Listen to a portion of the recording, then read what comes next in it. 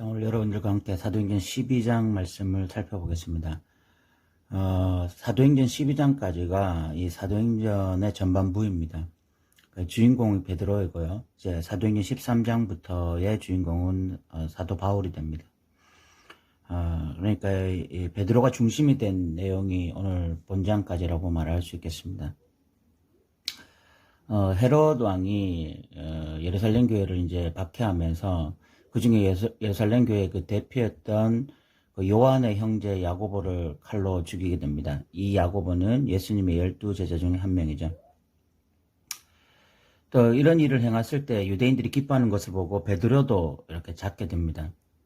베드로를 잡고 4절에 보면 옥에 가두어서 군인 4패에게 이렇게 지키게 했습니다. 굉장히 철저하게 지켰죠. 그리고 또 6절에 보면 베드로가 이제 옥에서 자는데 자기 혼자 자는 것이 아니라 두 군인 틈에서 잠을 자고 있습니다. 그러니까 굉장히 이렇게 도망갈 수 없도록 군인들과 함께 자게 했어요. 자, 그런데 지금 재밌는 것은 야고보가 죽었습니다. 그리고 베드로가 잡혔습니다.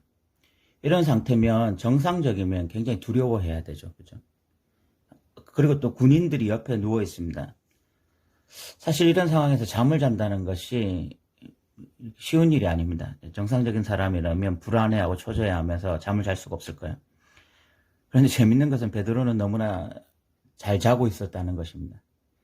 천사가 이렇게 7절에 보면 옆구리를 쳐서 깨웁니다. 그 정도로 깊이 잠들어 있었어요. 이것은 베드로가 이제는 뭐 사냐 죽느냐 이런 문제를 벗어날 정도로 굉장한 어떤 그 믿음을 가지게 되었다라는 것을 보여주는 것이고요. 뭐 죽으면 죽으리라 이런 마음이 있었다는 것을 우리가 좀 확인할 수 있겠습니다.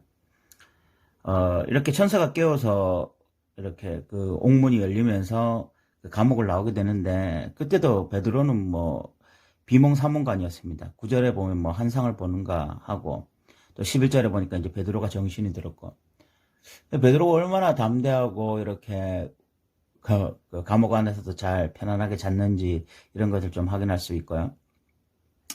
베드로가 갇혔을 때 교회는 간절히 베드로를 위해서 기도하고 있었고 베드로는 그런 것을 알고 있었기 때문에 그 요한의 어머니 마리아의 집에 제일 먼저 갑니다.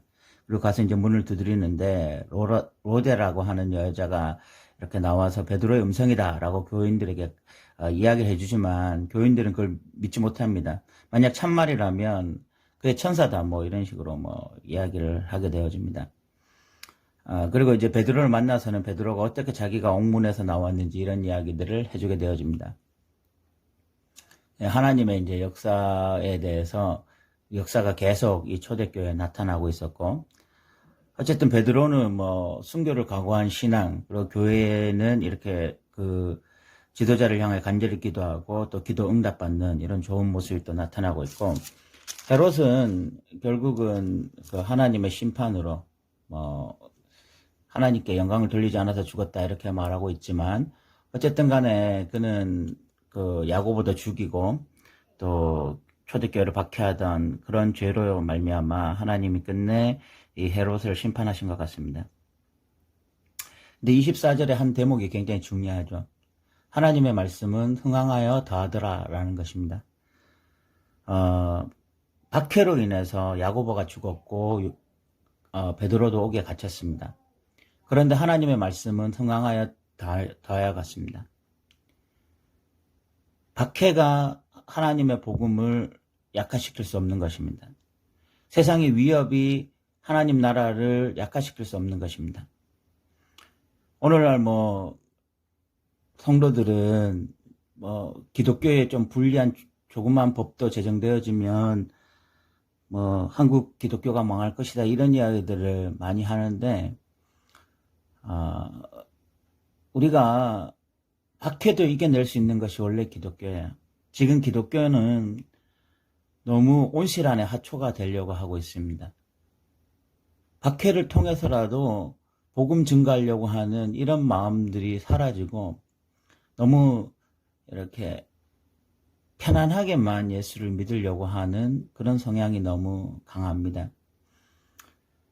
물론 우리가 뭐 불합리한 기독교의 법이 생기는 것에 대해서는 우리가 어떤 말을 해야 되겠지만, 우리가 그것 이전에 우리가 지금 어떤 마음으로 복음을 전하고 어떤 상태에서 신앙생활을 하려고 하는지 좀 우리 자신을 좀 돌아봤으면 좋겠어요.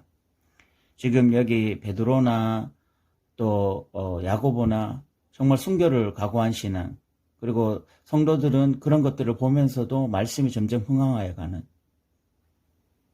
이런 어떤 정말 이 야성적인 기독교의 어떤 이런 정신들을 오늘날 잃어버린 것이 아닌가, 좀 이런 생각이 들고요. 이제 25절은 13장을 연결하기 위한 바나바와 바울이 이제 부조하는 일을 마치고 예루살렘에서 돌아오는, 결국은 이제 이 13장부터는 사도 바울이 주인공이거든요. 그렇게 하면서 이게 12장과 13장을 자연스럽게 연결하고 있습니다.